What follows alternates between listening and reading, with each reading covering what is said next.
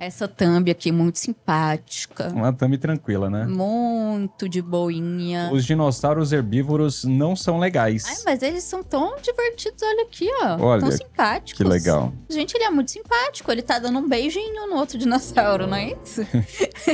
Ele tá passando batom, gente.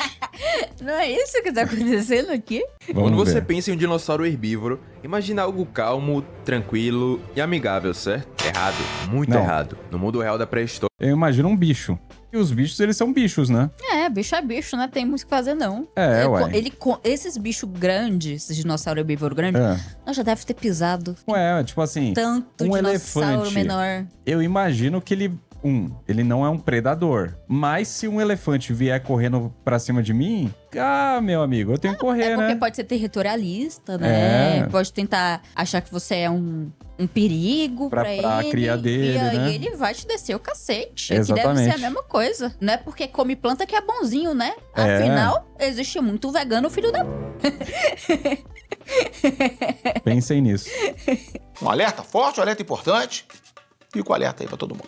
filmes como Jurassic Park e Jurassic World nos fizeram acreditar nisso, onde os herbívoros só serviam de alimento Eu e não eram assisti amigáveis Jurassic como animal World. doméstico. Porém, na realidade, não era bem assim. Hoje vamos desmontar o mito do dinossauro herbívoro indefeso e conhecer os gigantes que podiam ser tão perigosos quanto os carnívoros.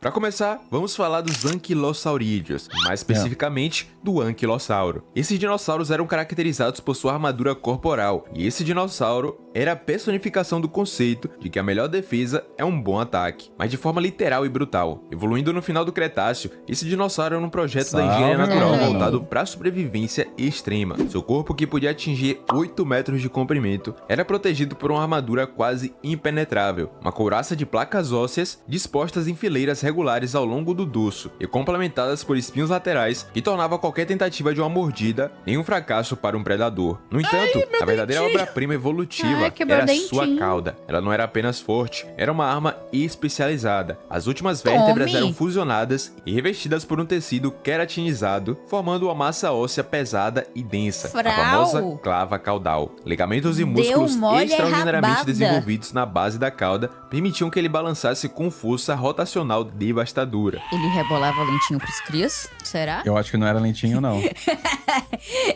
Ele rebolava rapidinho pros crias. Eu acho que era lá rapidinho mesmo. Capaz de quebrar ossos de grandes terópodes, como o do tiranossauro. Agora imagina isso em uma pessoa. Um ataque desse seria um desastre de proporções absurdas. Mesmo um golpe indireto ou um movimento defensivo Os caras dessa tão cauda fazendo um teria uma live do força espaço. inimaginável. O impacto não só esmagaria instantaneamente ossos e órgãos internos, como provavelmente arremessaria seu corpo a vários metros de distância. Esse vídeo é a bom, morte hein, cara? seria imediata. Na natureza pré-histórica, Aquele o ali anquilossauro também. não fugia. Ele se posicionava, ancorava suas patas robustas no solo e transformava sua posterior em uma zona de exclusão. Sua estratégia era tão eficaz que fostas de predadores com fraturas cicatrizadas compatíveis com os golpes de sua clava sugerem que muitos sobreviveram ao encontro, mas carregaram um aprendizado doloroso por toda a vida. O anquilossauro não era um alvo, era um sistema de defesa ativo que ditava as regras do confronto.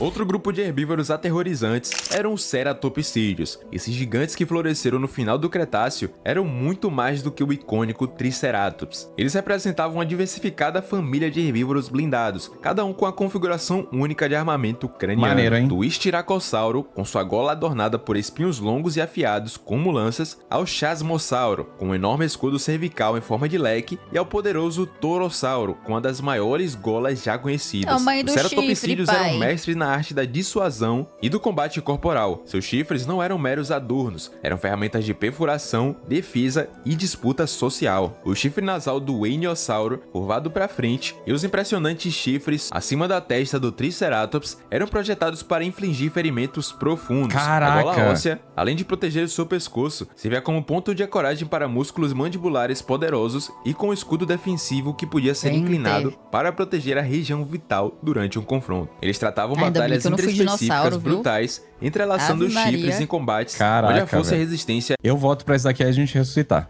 Não, Eu quero. não, deixa quieto.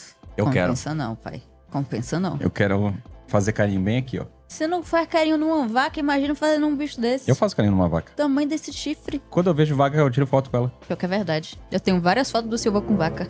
Ele todo simpático. As vaquinhas são legais.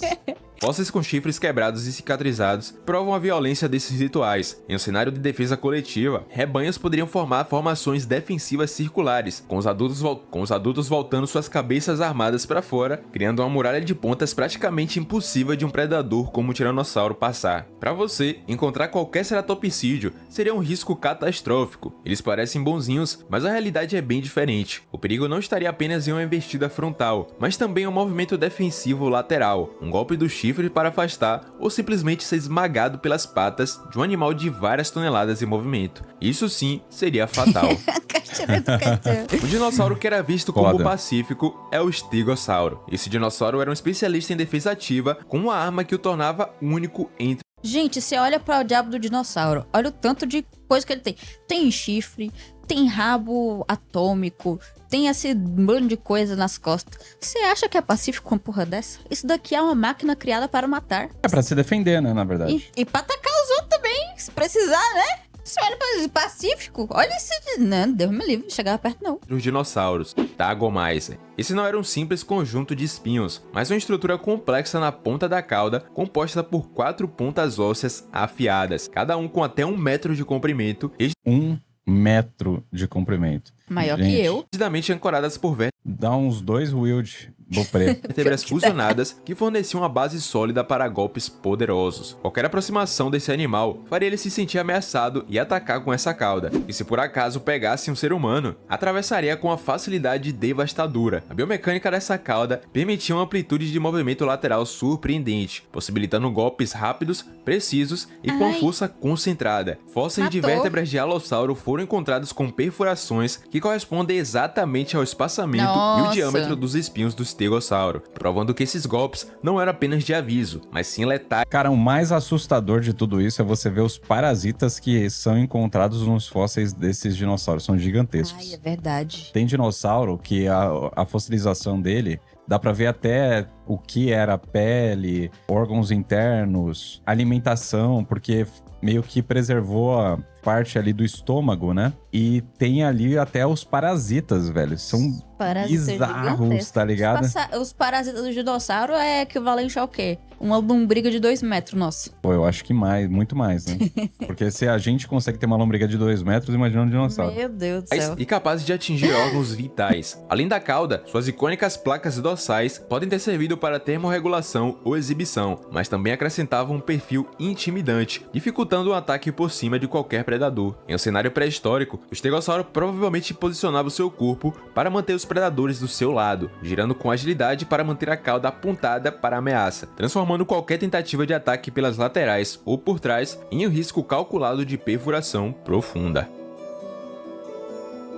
O próximo dinossauro representa um marco evolutivo fascinante, o Iguanodonte, um dos primeiros grandes dinossauros herbívoros capazes de uma locomoção eficiente tanto em 2 patas quanto em 4 patas, o que lhe conferia uma versatilidade notável. No entanto, sua característica mais distintiva e ameaçadora era um detalhe anatômico único. Seus polegares foram transformados em esporões ósseos pontiagudos. Essas estruturas não eram garras articuladas, mas sim ferramentas de defesa especializadas. Tipo Acredita-se que galo. quando ameaçado, o Iguanodonte, que podia se erguer sobre as patas traseiras para alcançar a folhagem ou para ter um campo de visão ampliado, utilizava seus braços robustos para golpear, utilizando esses esporões como armas de perfuração. A força de um golpe desferido por um animal que podia pesar mais de 3 toneladas seria considerável, capaz de causar feridas profundas em predadores contemporâneos, como os primeiros terópodes do Cretáceo inferior. É muito doido, cara. Além disso, sua habilidade de andar de forma bípede significa que ele podia usar as patas dianteiras livremente para defesa, enquanto suas patas traseiras podiam ser usadas para chutes potentes. O Iguanodonte não era um animal passivo, era um animal herbívoro ativamente equipado para o contra-ataque, usando uma combinação de mobilidade e armamento único para sua época.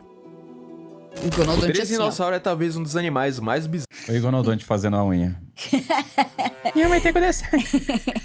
bizarros e aterrorizantes que já existiram. Um membro da linhagem dos terópodes, o grupo que inclui todos os grandes dinossauros carnívoros. Pô, essa visão do dinossauro com pena, hoje em dia, eu acho mais maneiro. Demorou pra eu me acostumar, mas hoje em dia eu acho interessante. No momento adotou uma dieta herbívora. No entanto, sua anatomia não perdeu o padrão dos seus ancestrais predadores. Sua característica mais notória e ameaçadora eram as garras, as maiores conhecidas em qualquer animal terrestre. Cada uma dessas garras podia atingir um comprimento absurdo de até assim, ó. 1 metro. E ao contrário do que se SMR. pode imaginar, essas armas colossalmente desproporcionais não eram usadas para caçar, mas provavelmente tinham funções como puxar galhos altos para Ele, depois de matar algum bicho, pintei as unhas, meninas gostaram.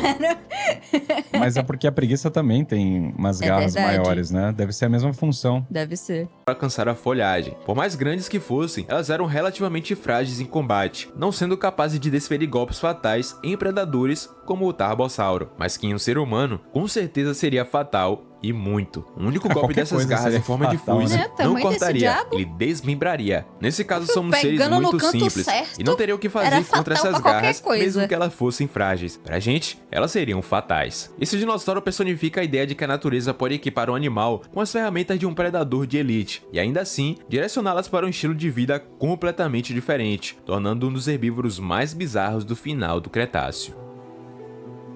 Eu não podia deixar de mencionar os saurópodes, os verdadeiros gigantes da era dos dinossauros, que não precisavam de espinhos, de chifres ou de garras para serem intocáveis. Sua defesa era a própria escala monumental. Animais como o Diplodocus, com seu pescoço e cauda imensos, que funcionavam como chicotes supersônicos, o Argentinossauro, uma das maiores criaturas terrestres de todos os tempos, e o Brachiosauro com suas pernas dianteiras altas e ombros elevados, eram tão grandes que a maioria dos Meu predadores Deus, simplesmente não podia fazer um ataque bem sucedido contra um adulto saudável. Sua estratégia de defesa era baseada em sua existência colossal, tamanho puro como o de sua azul. Cara, isso daqui eu acho que é um rolê meio que inconcebível pra gente. A gente entender as reais proporções desses bichos.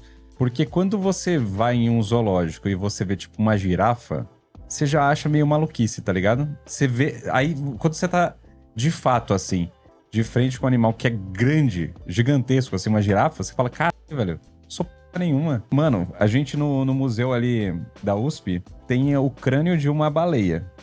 É uma parede inteira, assim. Você fala, velho, que porra é essa? É foda. Não, é tamanduá. Tamanho de um tamanduá. Imagina a formiga. Imagina a formiga olhando. Formiga olhando. E essa língua indo aí, velho. Não tô falando ainda da língua, não. A formiga olhando qualquer outro bicho. Eita, olha esse bicho. Eu acho que a formiga não pensa muito.